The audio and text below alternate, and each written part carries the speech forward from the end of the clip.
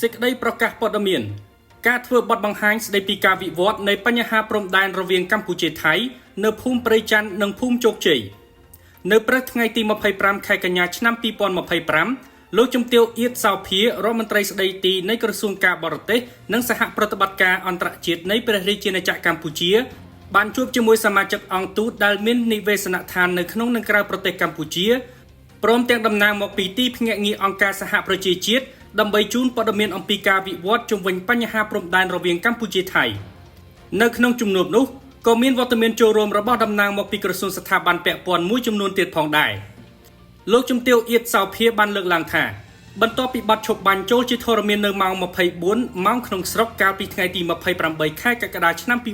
2025និងការឯកភាពគ្នារវាងភាគីកម្ពុជានិងថៃលើលក្ខខណ្ឌនៃបទឈប់បាញ់នៅក្នុងកិច្ចប្រជុំវិសាមញ្ញនៃគណៈកម្មាធិការព្រំដែនទូទៅកាលពីថ្ងៃទី7ខែសីហាឆ្នាំ2025កម្ពុជាបានខិតខំប្រឹងប្រែងអនុវត្តយ៉ាងខ្ជាប់ខ្ជួនរហូតសម្រេចបាននូវការរៀបចំកិច្ចប្រជុំវិសាមញ្ញនៃគណៈកម្មាធិការព្រំដែនថ្នាក់យុទ្ធភូមិភាគចំនួន4ដងនិងកិច្ចប្រជុំពិសេសលើកទី1នៃគណៈកម្មាធិការព្រំដែនទូទៅប្រកបដោយជោគជ័យនៅក្នុងជំនួបទាំងនោះកម្ពុជាតែងបានបង្ហាញនូវសុឆន្ទៈក្នុងការស្វែងរកវិធានការជាក់ស្ដែងដើម្បីកាត់បន្ថយភាពតានតឹងលើកកម្ពស់ការជឿជាក់ទៅវិញទៅមកនិងស្ដារឡើងវិញនូវប្រក្រតីភាពនៃទំនាក់ទំនងរវាងប្រទេសនិងប្រជាជនទាំងពីរពាក់ព័ន្ធនឹងកិច្ចសហប្រតិបត្តិការជាក់ស្ដែងលោកជំទាវ អៀត សោភាបានជម្រាបជូនថាក្រុមការងារទទួលបន្ទុកកិច្ចការដោះមានមនុស្សធម៌និងក្រុមការងារប្រយុទ្ធប្រឆាំងឧក្រិដ្ឋកម្មឆ្លងដែននៃប្រទេសទាំងពីរបានជួបពិភាក្សាគ្នានិងសម្រេចនូវលទ្ធផលគួរឲ្យកត់សម្គាល់មួយចំនួនស្របតាមស្មារតីនៃកិច្ចប្រជុំពិសេសលើកទី1នៃគណៈកម្មាធិការព្រំដែនទូទៅលោកជំទាវក៏បានបញ្ជាក់ផងដែរថាកម្ពុជាត្រៀមខ្លួនរួចជាស្រេចក្នុងការបន្តសម្របសម្រួលជាមួយភាគីថៃដើម្បីរៀបចំកិច្ចប្រជុំគណៈកម្មាធិការព្រំដែនថ្នាក់យុទ្ធភូមិភាគឲ្យបានទាន់ពេលវេលាបើទោះបីជាភាគីថៃមានការលំបាកដោយសារការកែសម្រួលនិងការផ្លាស់ប្ដូរថ្នាក់ដឹកនាំតាមបណ្ដាយុទ្ធភូមិភាគរបស់ខ្លួនយ៉ាងណាក៏ដោយបើទោះបីជាមានការវិវត្តជាវិជ្ជមានគួរឲ្យកត់សម្គាល់ដោយបានរៀបរាប់ខាងលើលោកជំទាវ អៀត សោភាបានបង្ហាញពីការសង្កេតឃើញថាមានអ្នកនាំពាក្យរងនៃកងទ័ពភូមិន្ទថៃរដ្ឋបាលខេត្តស្រះកែវក៏ដូចជាបណ្ដាញព័ត៌មានថៃមួយចំនួនបានបង្ហាញនិងផ្សព្វផ្សាយដល់សាធារណជនជាតិនិងអន្តរជាតិអំពីផែនទីរូបភាពផ្កាយរណបនិងប្លង់ទីតាំងបង្គោលព្រំដែននៅតំបន់ភូមិព្រៃច័ន្ទនិងភូមិជោគជ័យឃុំអូ3ជាន់ស្រុកអូជ្រៅខេត្តបន្ទាយមានជ័យដោយប្រើប្រាស់ឯកសារនិងព័ត៌មានទ្វេភាគីមួយចំនួនមិនត្រឹមតែមកយកបកស្រាយប្រាសចាកពីការពិតប៉ុណ្ណោះទេថែមទាំងយកមកធ្វើជាមូលដ្ឋានក្នុងការពង្រីកវិសាលភាពចំនួននិងបង្កឲ្យមានភាពតានតឹងតាមរយៈការបណ្តេញដោយខុសច្បាប់ប្រជាពលរដ្ឋខ្មែរចេញពីផ្ទះនិងដីដែលពួកគាត់បានរស់នៅនិងអាស្រ័យផលជាច្រើនទសវត្សរ៍មកហើយជាក់ស្ដែងកាលពីថ្ងៃទី19ខែកញ្ញាឆ្នាំ2025គណនីនៃ Facebook ឈ្មោះ Royal Thai Army Update បានបង្ហោះផ្សាយព័ត៌មានពាក់ព័ន្ធនឹងករណីដដែលនេះក្នុងគោលបំណងធ្វើឲ្យមានការភ័ន្តច្រឡំថាប្រធានក្រុមការងារវាវែងចម្រុះកម្ពុជាថៃឯកឧត្តមឡាយសៀងលី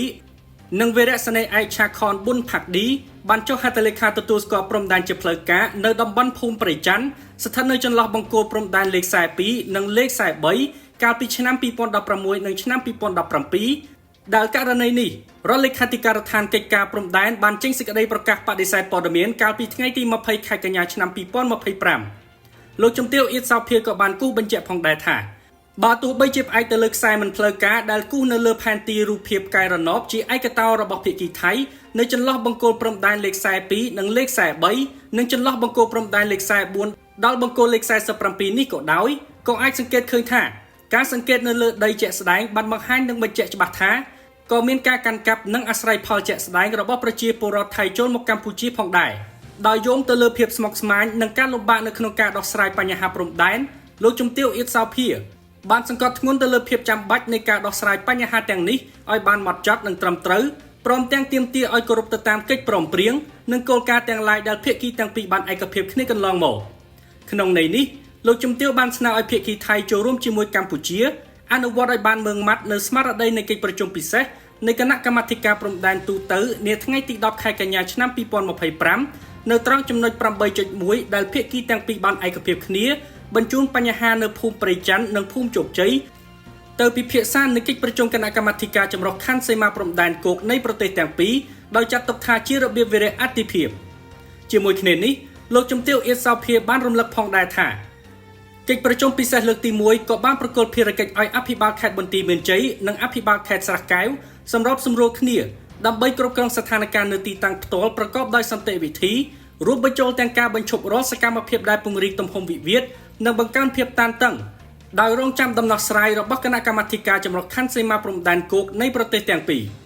ឆ្លៀតក្នុងឱកាសនោះលោកជំទាវអៀតសោភាបានបញ្ជាក់ឡើងវិញពីការបដិញ្ញាចិត្តឥតងាករេរបស់កម្ពុជាក្នុងការគោរពនិងអនុវត្តលក្ខខណ្ឌបទឈប់បាញ់និងការព្រមព្រៀងទាំងឡាយដែលភាគីទាំងពីរបានឯកភាពគ្នាកន្លងទៅនេះព្រមទាំងប្រកាន់ខ្ជាប់នូវការដោះស្រាយរាល់បញ្ហាដោយសន្តិវិធីស្របតាមច្បាប់អន្តរជាតិ